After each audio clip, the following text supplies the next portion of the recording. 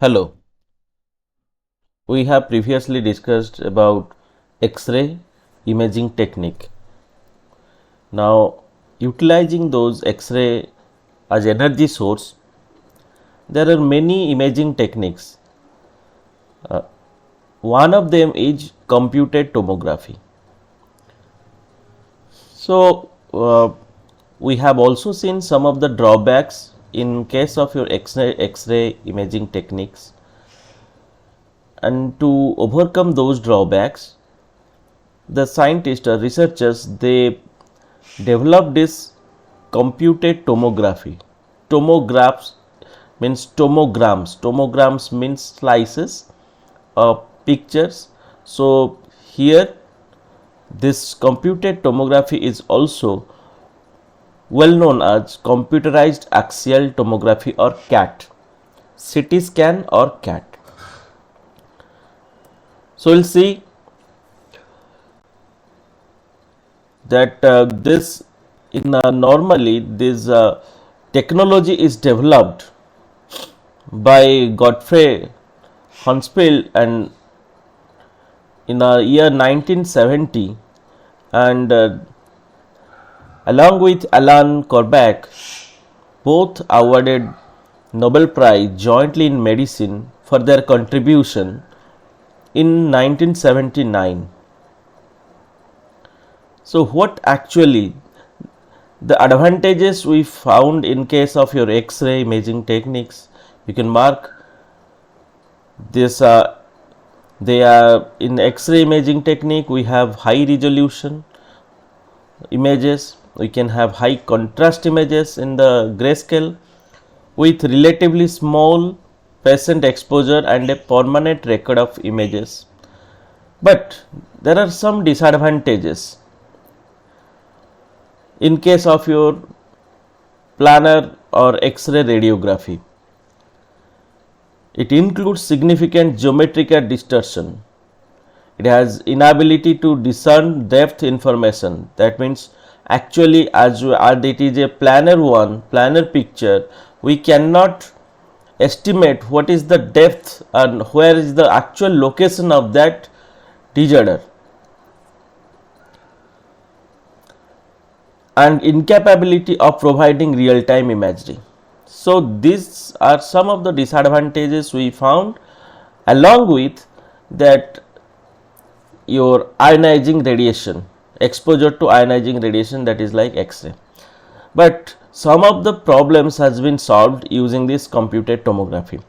Actually in planar X-ray radiography, we are generating a two-dimensional image, but this image is when the electromagnetic wave or X-ray is passing different layers of tissues, that may be soft tissue, that may be bones. Combiningly they give rise to one image due to multiple absorption or attenuation at different layers. So we cannot estimate, we cannot find which layer is actually giving rise to which part of that image or which is contributing that portion. But in case of your CT or computed tomography, it enables the acquisition of two-dimensional X-ray images of thin slices, or we previously, as we have discussed, thin slice of pictures, or we call them tomograms, through the body. So that means one by one layer we are getting the 2D planar images, and we make a stack of those images to find the 3D view of that particular region or organ. Multiple images from adjacent slides can be obtained in order to reconstruct a three-dimensional volume. So this is the fundamental of computed tomography, which has been first developed by this Godfrey Hansfield and Alan Corbach. Now how it works? As we have seen, the X-ray source is present. Let's say the CT reconstructs internal structure from multiple one-dimensional projection at different angles. So one by one we can understand. We try to explain it. You try to. So here you mark this circular. Let's say this in this manner. This is the X-ray beam which can move. It is the ability to rotate in this direction. Okay. So now we have the collimator through which the wave is passing or the X-rays is passing.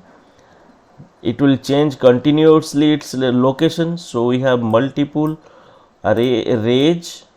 So it can pass. So when this source will be here, it will pass like this. When the source will be here, then like when the source reached at this point, it will move in this direction.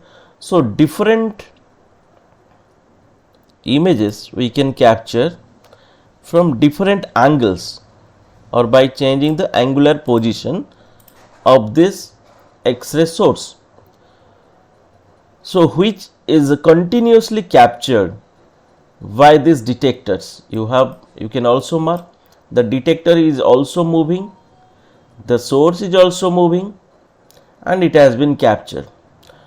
So one layer at a time. So through this multiple absorption or through this multiple sources, the detection has been taken place of a particular layer as it has been seen this layer. Then we can move this source to some in this direction to take another layer, like this. We can have integrate all these things and then make a stack of that to get the three-dimensional picture. So a thin X-ray beam passed through tissue and detector records that transmitted X-ray after attenuation at different angles. So signal intensity depends on tissue attenuation coefficient, as we have previously discussed. Attenuation coefficient in case of your X-ray. The source and detector rotate to collect projections from various angles. Image reconstruction is achieved through back projection. So once it has been captured through back projection, so this is the wave, in this manner they have taken. So through back projection we can also reconstruct the achieved images. The patient lies on a motorized couch and is moved into the aperture of the gantry. So this is the aperture of the gantry, and here this can move in a circular manner. So either this patient has to lie on a motorized couch so that it will enter, the body will enter inside this gantry, with the location to be accurately determined by means of a narrow strip of light that falls on the body from the gantry and illuminates the section to be examined. So you can mark here, let's say this source is moving at this point A, after some time it moved to point B, after some time it moved to point C. Similarly, this is at A now, it will move to B also. Here you can have B, then secondly it will move to C. So you are capturing at different angles. So at different angles you are capturing this picture. So actually what happens when this angular displacement occurs, this wave, let's say the ray, we consider this ray R1, when it is passing through our body at this particular region, it may pass at different layers of masses. It has bones, it has muscles, lungs, ribs, many things are there, blood vessels. When it is passing through ray from B to B dash, let's say the ray 2, it is B to B dash, this is your A2. The mass is also, they may not be same, it may be different. Similarly, from C to C to C, ray R3, this is also different masses, understood. So in that manner, as the masses, there are difference in different masses, the attenuation is also different. Accordingly, this detector which is present here, it will detect different intensity image of X-ray at this point. It will capture that accordingly. So different contrast image we can create through reconstruction. In computerized tomography, the detector system usually consists of a crystal such as cesium iodide or cadmium tungstate that has the ability to scintillate or emit light photons when bombarded with X-ray. And the intensity of these light photons or bundle of lights is in turn measured by photodetectors. Once it has been captured at the detector, that photodetector will convert to its equivalent current, that is equivalent to its absorbed or transmitted energy by the medium that is penetrated by the X-ray beam. So that means if the photodetector, if they get the more intense X-ray, then the current value will more. If they are getting lower intensity, then the current value will lower. So in that manner, the contrast, this information will be again calculated through this computerized system. So to capture this signal, a tomographic image, it can be generated in three different methods of coordination of movement during exposure. Either the patient remains stationary while the X-ray tube and film move in coordination. Actually, this is, I have explained here. In the previous slide, I have explained it. You can see here the patient is stationary, but this is moving, the source and detector are moving. So this I have already explained. Secondly, the X-ray tube remains stationary while the film or detector with the patient move in coordination.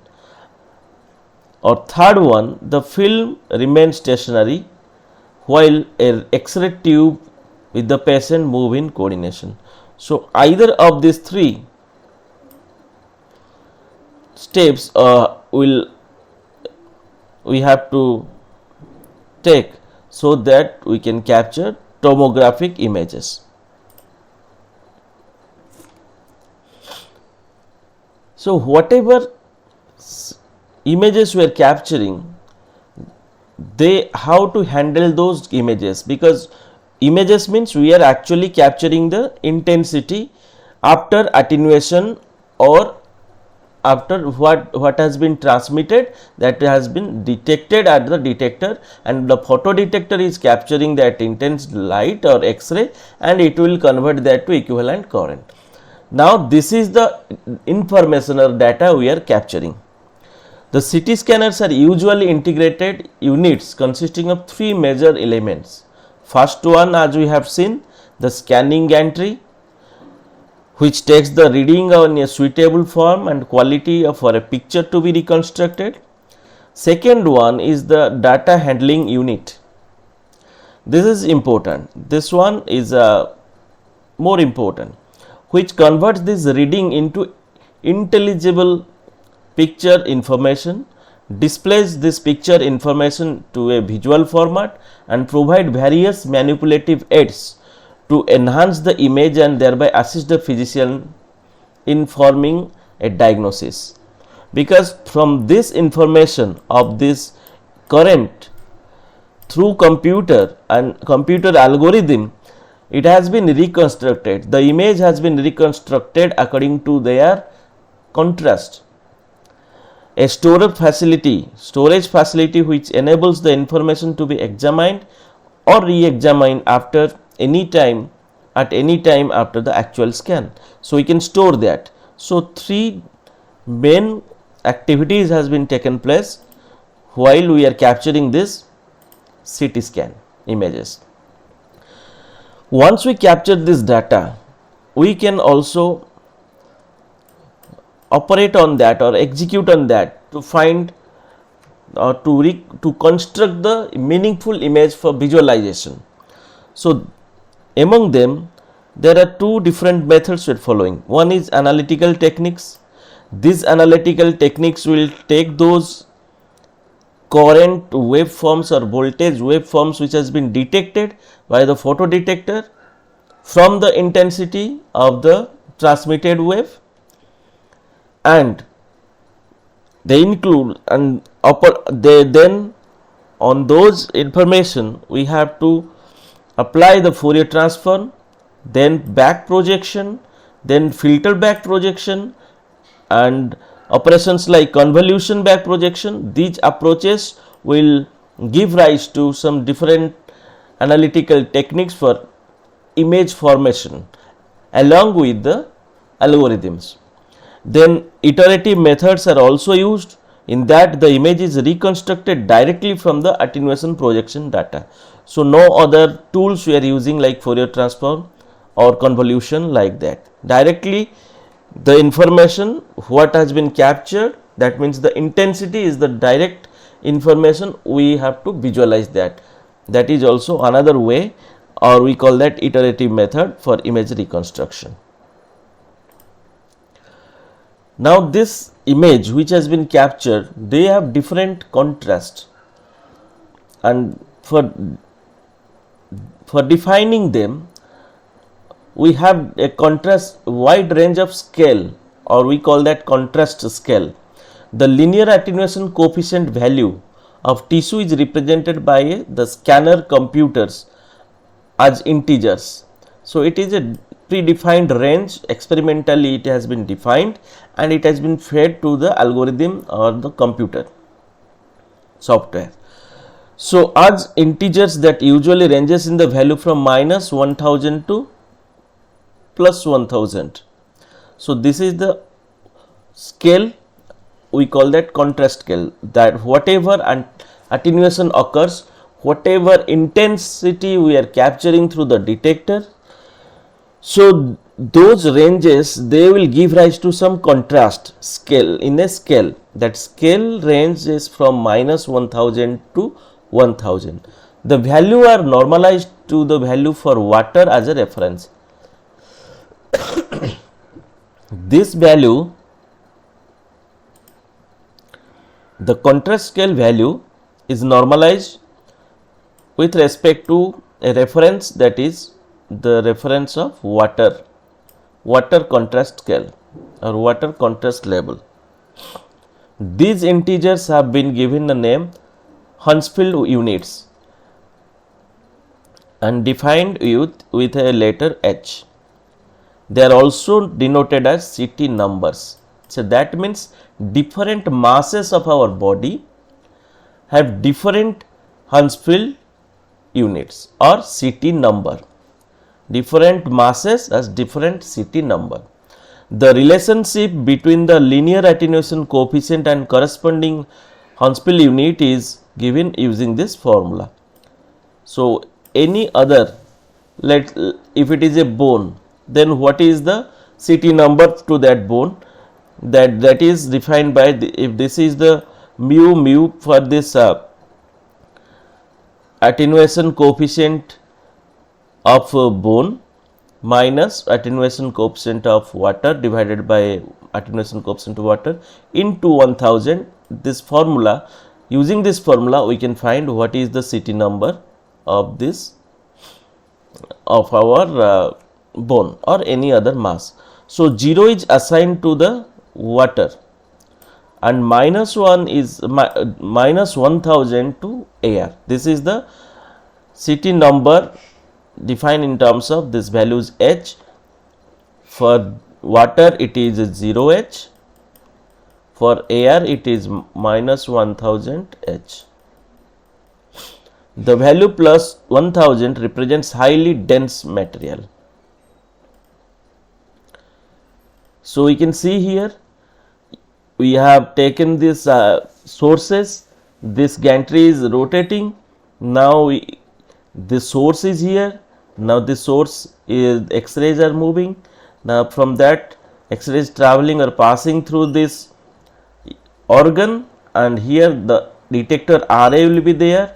As it is passing, we are capturing the signals through different arrays of detectors, and it is also moving in a particular direction. Then through back propagation or projection, this computer will reconstruct the CT images, and one layer of image we can get at a time. So this is one layer of image, and if we take the different layers, multiple layers, then we are getting a 3D image. You mark here, it is actually not a pixel. Every unit of this 3D version of your captured image is a voxel or volume cell. So it has its some height because it is rotating continuously, it has different slices, and we are getting a plan in it. We are getting this picture on a plane. So that means both x, y and z, all these three directions we are getting individual voxels or volume cells.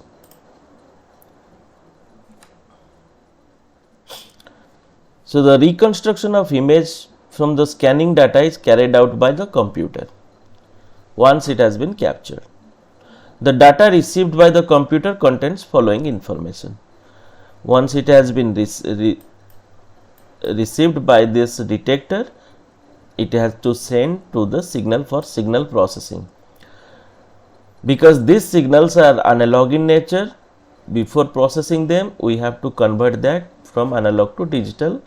Then we again send that for their measured value for pre-processing correction. Then we can utilize any one of the technique as we have discussed, Fourier transform or convolution. Then we go for back projection. Then only this image will be formed through some software program. So this information, the captured signal, the data received by the computer, they actually contains the positional information about the scanning frame, the value of absorption or attenuation. What is the actual absorption or attenuation occurred, that value is also taken through this CT number. Reference information of X-ray output from the reference detector. Then calibration information. Calibration is always required, as we have to consider, or we for a correct output we require calibration at every time, which is available at the end of each transverse. So once we capture this data or this information, then we start reconstructing or this through the computer software. This reconstruction, it may have different methods. One of the method is interactive method, analytical method or concept of back projection, or analytical method with filter of back projection. So these things already we have discussed in the case in your different types of tools like your convolution, then the Fourier transform in the analytical methods. And interactive method is also we have discussed, it is a one type of your direct or iterative method we can say. So now here a small example for how to calculate the Hounsfield unit. Here if the linear attenuation coefficient of tissue is given mu equals to 0.24 per centimeter, and water is given because water is the reference, that is 0.2 per centimeter, then we have to find out the what is that Hounsfield unit for that particular tissue. So it is from this formula we can easily calculate this. This will be equals to how much? 0.04 divided by 0.2 into 1000. So now we can calculate it. 0.2 0.4 means we can have here it is 0.2.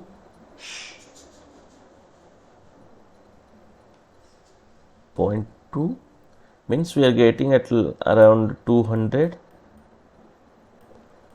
H. Okay. So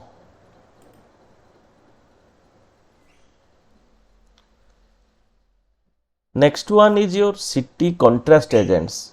For getting a clear image or clear contrast or contrast in an adjacent tissues of that particular organ, we can use sometimes we can use some compounds. Those are known as radio contrast agents.